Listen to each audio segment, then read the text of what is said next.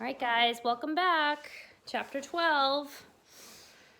Brian found some fish, and now he's going to try to spear them. Chapter 12. The fish spear didn't work. He stood in the shallows and waited again and again. The small fish came closer and closer, and he lunged time after time, but was always too slow. He tried throwing it, jabbing it, everything but flailing with it. And it didn't work. The fish were just too fast. He had been so sure, so absolutely certain that it would work the night before. Sitting by the fire, he had taken the willow and carefully peeled the bark until it had straight staff about 6 feet long and just under an inch at the thick of the base, the thickest end. Then, propping the hatchet in a crack in the wall, he had pulled the head of his spear against it, carving a thin piece off each time until the thick end tapered down to a needle point. Still not satisfied, he could not imagine hitting one of the fish with a single point, and he carefully used the hatchet to split the point up the middle for 8 or 10 inches and jammed a piece of wood up into the split to make a 2-pronged spear with the points about 2 inches apart. It was crude, but it looked effective and seemed to have good balance when he stood outside the shelter and hefted the spear. So it's about 6 feet, so it's pretty long, and then it has 2 prongs on the top, so kind of like a big fork. He had worked on the fish spear until it had become more than just a tool. He spent hours and hours on it, and now it didn't work. That's annoying. He moved into the shallows and stood, and fish came to him. Just as before, they swarmed around his legs, some of them almost 6 inches long, but no matter how he tried, they were too fast. At first, he tried throwing it, but then had no chance. As soon as he brought his arm back, before he threw, the movement frightened them. Next, he tried lunging at them, having the spear ready just above the water and thrusting with it. Finally, he actually put the spear in the water and waited until the fish were right in front of him. But still, somehow, he telegraphed his motion before he thrust, and they saw it and flashed away. See, there he is, not giving up, though. He's very determined to get a fish. He needed something to spring the spear forward, some way to make him move faster than the fish, some motive force. A string that snapped, or a bow and arrow, a thin, long arrow with a point in the water, and the bow pulled back so that all he had to do was release the arrow. Yes, that was it. He had to invent the bow and arrow. He almost laughed as he moved out of the water and put his shoes on. The morning sun was getting hot, and he took his shirt off. Maybe that was how it really happened, way back when. Some primitive man tried to spear fish, and it didn't work, and he invented the bow and arrow. Maybe it was always that way. Discoveries happened because they needed to happen. He had not eaten anything yet this morning, so he took a moment to dig up the eggs and eat one, and then reburied them. Banked the fire with a couple of thicker pieces of wood, settled the hatchet on his belt, and took the spear in his right hand to set off up at the lake to find wood to make a bow. He went without a shirt, but something about the wood smoke smell on him kept the insects from bothering him as he walked to the berry patch. The raspberries were starting to become overripe just in 2 days, and he would have to pick as many as possible after he found the wood. But he did take a little time now to pick a few and eat them. They were full and sweet, and when he picked one, 2 others would fall off the limbs into the grass, and soon his hands and cheeks were covered with red berry juice, and he was full. And that surprised him, being full. He hadn't thought that he would ever feel full again. Knew only the hunger. And here he was full. 1 turtle egg and a few handfuls of berries, and he felt full. He looked down at his stomach and saw it was still caved in, did not bulge out as it would. It would have had with 2 hamburgers and a freezy slush. It must have shrunk.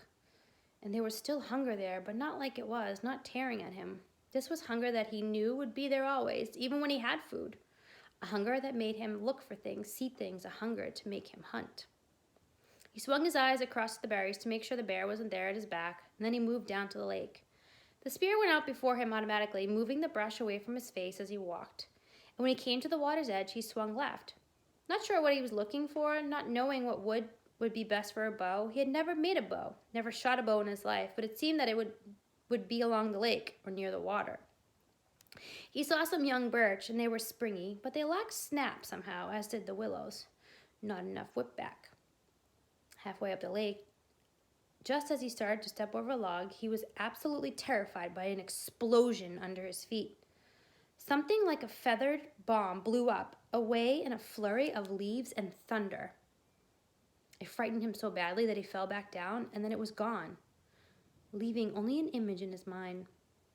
A bird it had been, about the size of a very small chicken, only with a fantail and stubby wings that slammed against his body and made a loud noise. Noise there and gone. He got up and brushed himself off. The bird had been speckled, brown and gray, and it must not have been very smart because Brian's foot had been nearly on it before it flew. Half a second more and he would have stepped on it and caught it, he thought, and eaten it. He might be able to catch one or spear one. Maybe, he thought, maybe it tastes like chicken. Maybe he could catch one or spear on, and probably did taste just like chicken. Just like chicken when his mother baked it in the oven with garlic and salt and turned golden brown and crackled. He shook his head to drive the picture out and moved down the shore. There was a tree there with long branches that seemed straight, and when he pulled on one of them and let it go, it almost had a vicious snap to it. He picked one of the limbs that seemed right and began chopping where the limb joined the tree.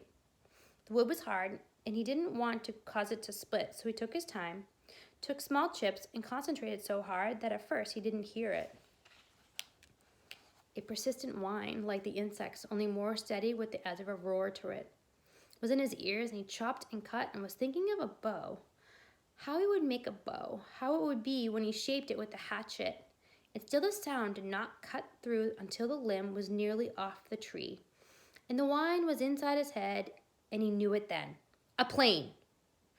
It was a motor, far off, but seeming to get louder. They were coming for him! He threw down the limb and his spear, and holding the hatchet, he started to run for the camp. He had to get fire up on the bluff and signal to them, get fire and smoke up. He put all of his life into his legs, jumped logs, and moved through the brush like a light ghost, swiveling, running, his lungs filling and blowing. And now the sound was louder, coming in his direction. If not right at him, at least closer. He could see it all in his mind now, the picture, the way it would be. He would get the fire going, and the plane would see the smoke and circles. Circle once, then again, and waggle its wings. It would be a float plane, and it would land on the water and come across the lake, and the pilot would be amazed that he was alive after all these days.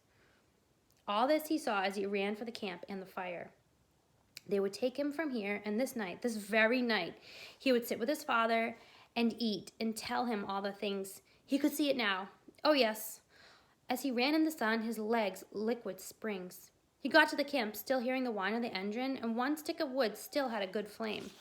He dove inside and grabbed the wood and ran around the edge of the ridge, scrambled up like a cat and blew, and nearly had the flame feeding, growing when the sound moved away. It was abrupt, as if the plane had turned. He shielded the sun from his eyes and tried to see it, tried to make the plane become real in his eyes, but the trees were so high, so thick, and now the sound was still fainter.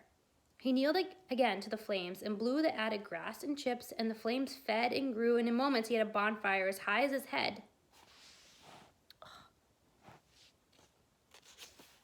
As high as his head, but the sound was gone now. Look back, he thought. Look back and see the smoke now, and turn, please turn. Look back, he whispered, feeling all the pictures fade, seeing his father's face fade, like the sound, like lost dreams, like an end to hope. Oh, turn now and come back. Look back and see the smoke and turn for me. But it kept moving away until he could not hear it, even in his imagination, in his soul, gone. He stood on the bluff over the lake, his face cooking in the roaring bonfire, watching the clouds of ash and smoke going into the sky, and thought, no more. No more than a thought. He knew that he would not get out of this place, not now and not ever.